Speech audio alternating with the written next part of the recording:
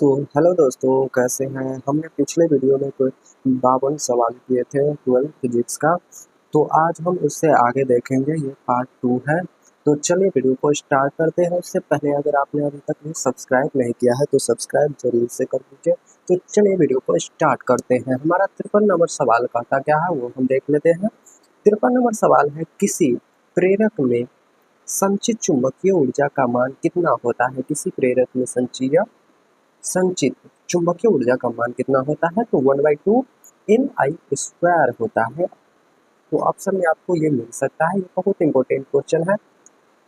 उसके बाद 54 नंबर सवाल है, लेंस का नियम किस सिद्धांत पर आधारित है। लेंस का नियम है जो ऊर्जा संरक्षण के सिद्धांत पर आधारित है।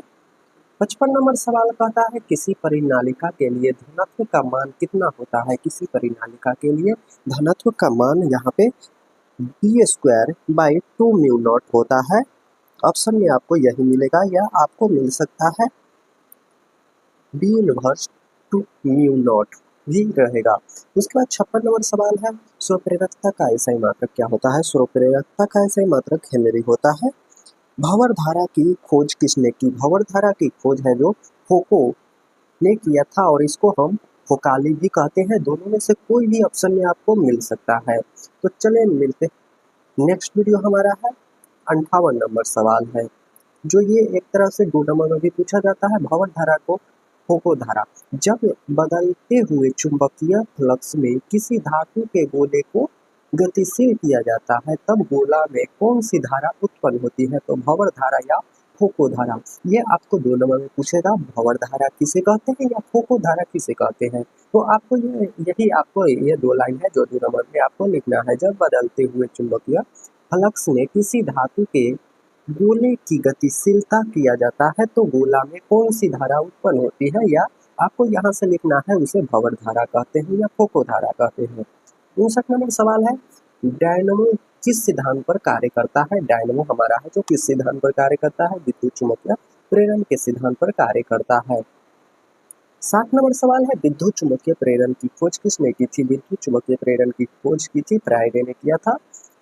प्रेरित धारा की दिशा किस नियम से ज्ञात की जाती है। प्रेरित धारा की दिशा किस नियम से ज्ञात की जाती है, तो लेंस के नियम से ज्ञात की जाती है। उसके बाद 62 है, प्रतिवर्ती धारा के वर्ग माध्यम मूल मान और लिखित मान का अनुपात क्या होता है। मूल मान और लिखित मान का अनुपात 1/2 होता है। 1/2 होता है।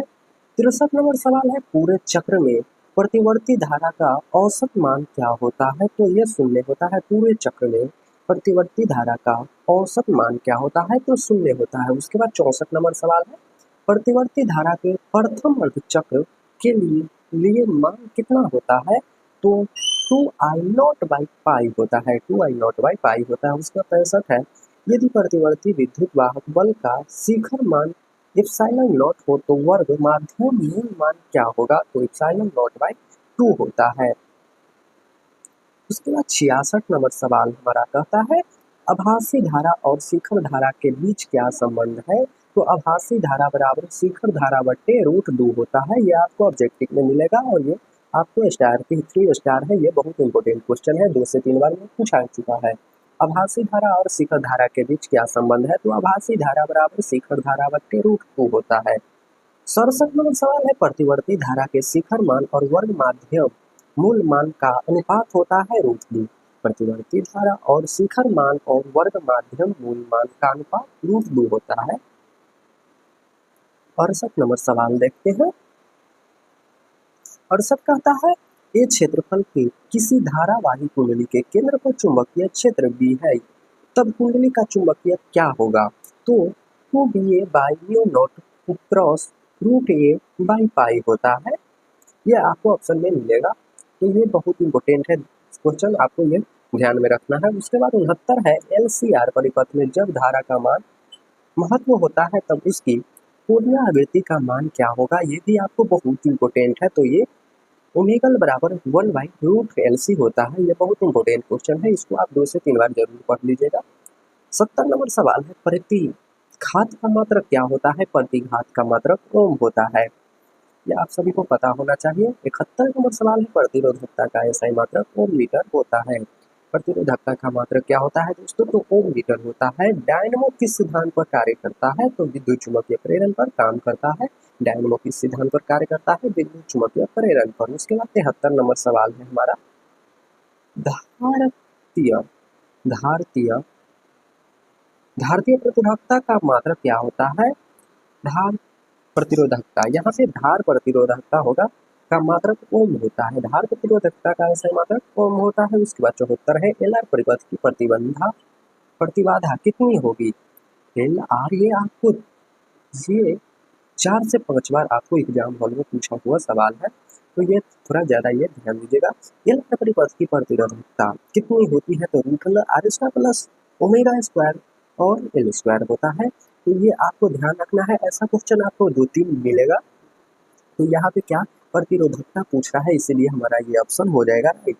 75 नंबर है, किसी एल आर परिपथ में कलांतर टेन थीटा का मान कितना होता है? तो टेन थीटा बराबर ओमेगा एल बटे आर होता है। किसी एल आर परिपथ में कलांतर टेन थीटा पूछे, कलांतर टेन थीटा, तो टेन थीटा बराबर ओमेगा एल बटे आर होता है। 76 है, तत्व तार मीटर से क्या मापा जाता है?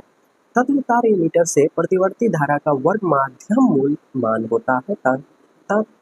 तत्व तार मीटर से क्या मापा जाता है? तो तब प्रतिवर्ती धारा का वर्ग माध्यम मूल मान मापा जाता है। उसके बाद 77 है, यांत्रिक ऊर्जा को विद्युत ऊर्जा में बदलने वाला यंत्र क्या कहलाता है? तो डायनमो कहलाता है।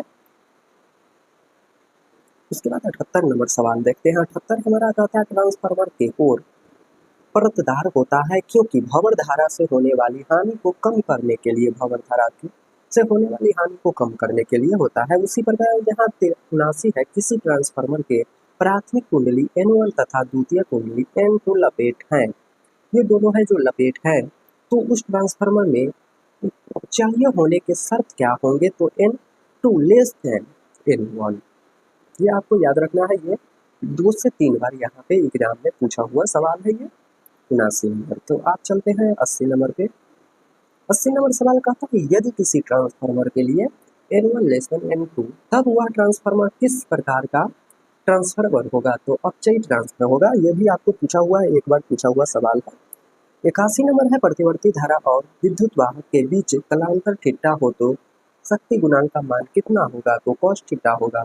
प्रतिवर्ती धारा और विद्युत वाहक के बीच कलांतर थीटा हो तो शक्ति गुणांक का मान होगा cos थीटा। उसी प्रकार 82 नंबर सवाल है, एलसीआर परिपथ में विद्युत ऊर्जा का ह्रास कहाँ होता है? तो प्रतिरोधक आर में होता है।